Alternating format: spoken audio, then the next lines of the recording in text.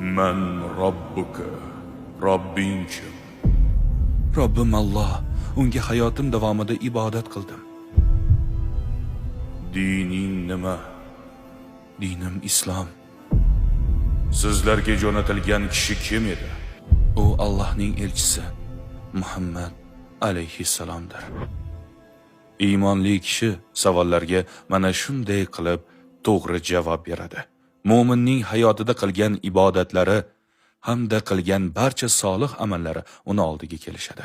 Munkar va nakir so'roq savol uchun kelishganda, nurdan yaratilgan bir maxluqot kelib uning bosh tomoniga turib oladi.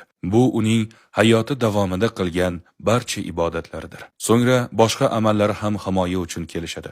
Tutgan ro'zalari o'ng tomonida, zakoti esa chap tomonida turadi. Qolgan solih amallari esa oyoq tomoniga turib olishadi. Hammasi ruhni himoya qilish uchun uni o'rab olishadi. Qabr ruhni siqib qo'yib, unga ozor berishidan saqlab turishadi. Mo'min barcha savollarga to'g'ri javob berib bo'lgach, jannatdan bir tuynuk ochib qo'yiladi. Alloh uning qabrini ko'zi ko'rar masofada kengaytirib qo'yishini buyuradi. So'ngra jannatdan bir o'rin tayyorlanadi. Qabrning bir tomonidan tuynuk ochiladi.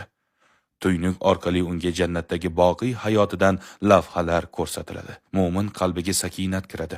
Jannat manzaralarini qiyomat kunigacha tomosha qilib yotadi. Ammo buning boshqa tomoni ham bor. Iymonsiz o'tganlarni kutib turuvchi azob uqubatlar. Bu hayoti gunohlar bilan to'lganlar uchundir.